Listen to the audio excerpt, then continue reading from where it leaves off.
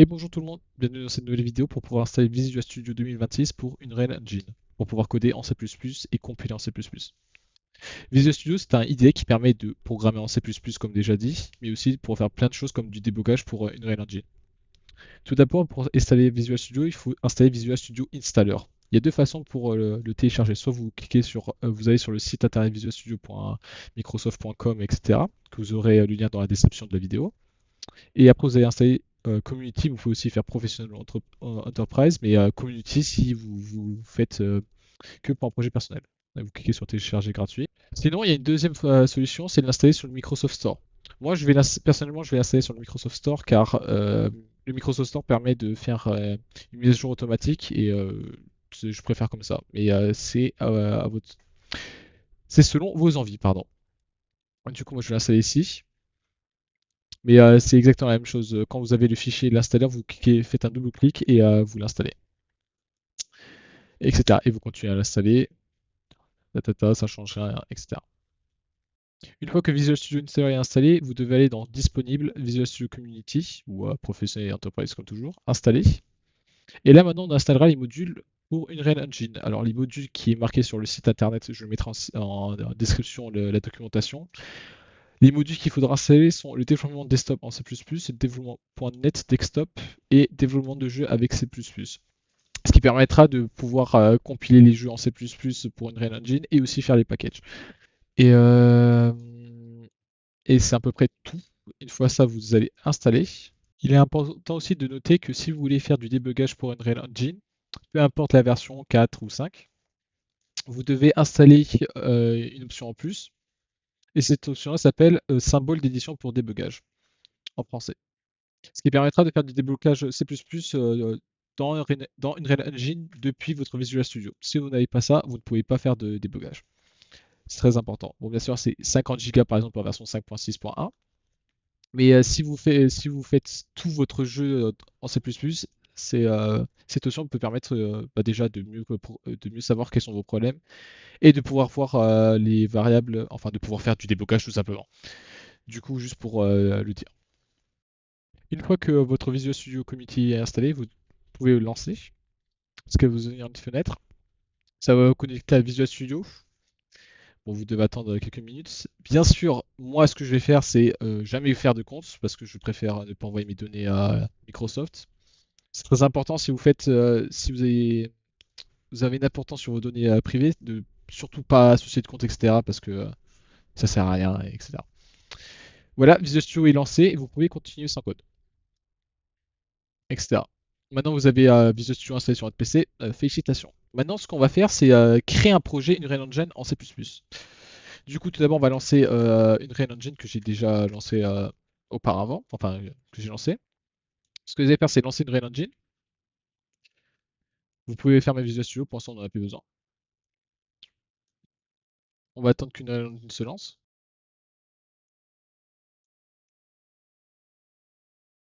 Une fois une Unreal Engine lancée, vous allez dans Games, Blank, si vous voulez faire un jeu depuis zéro, C++, desktop ou Scala, etc.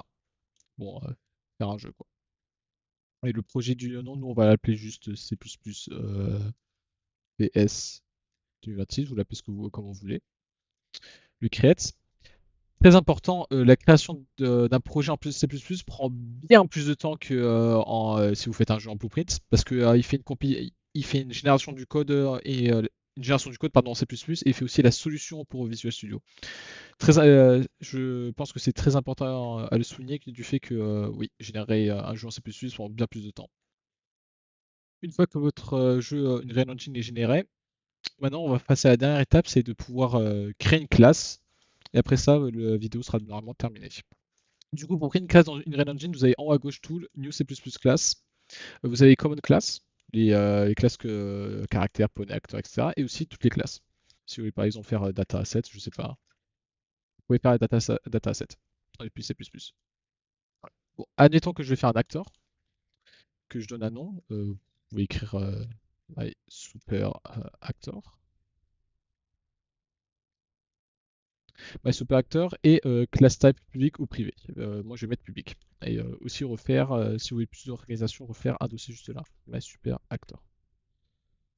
Voilà. Quelle classe?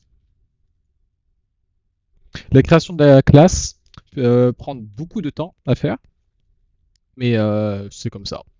Peut-être qu'avec Visual Studio 2026, ça prend beaucoup moins de temps à le faire, vu que d'après Microsoft, Visual Studio prend beaucoup moins de performance d'après d'après le site internet.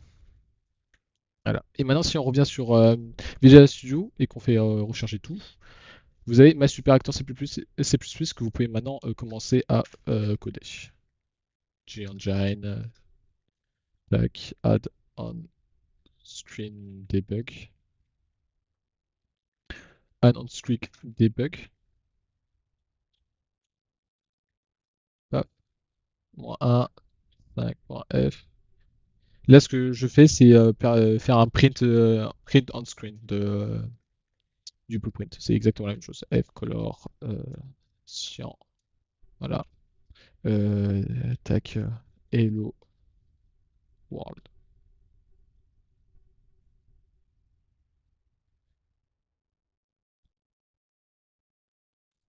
Add on screen debug message. Voilà. Add on screen debug message.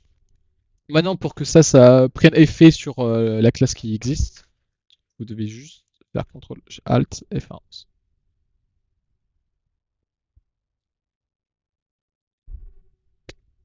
Ou sinon, vous pouvez cliquer sur le petit bouton qui est ici, là, Recompile and Reload. Ça marche. Une fois que la compilation est finie, on peut juste faire un clic droit, le print. Je l'appelle My Super Actor. pp My Super Actor. Si je le place en jeu et que je fais Start et le World. Voilà. Aussi, dernière chose importante à noter, c'est Save Select. À chaque fois que vous voulez lancer un jeu, à chaque fois que vous voulez lancer votre projet, c'est de pas de faire depuis le UStarter, enfin depuis le Epic Game et de lancer le jeu, c'est de le lancer depuis la solution, depuis ici en fait, depuis Visual Studio, et cliquer sur la petite flèche ici, la petite, enfin le petit, comment on appelle ça, le petit player vert avec du noir à l'intérieur ou du blanc, enfin vide, pour pour lancer le projet. Par exemple, si je le refais, ça va le lancer normalement. Ça va le lancer. Normalement, vous la voyez, ça va le lancer. C'est très important. Pourquoi? C'est pour mettre à chaque fois, pour mettre à jour les dernières données que vous avez faites, les derniers codes, etc. Et la différence entre celui-là et celui-là, c'est ici faire sans débugage et celui avec débugger. Ce qui permet de faire du debug et voir les problèmes, etc. logiques. Voilà, une Red Engine maintenant qui est lancée. Voilà. Maintenant, c'est à peu près tout pour cette vidéo. Du coup, voilà, merci d'avoir regardé et ciao!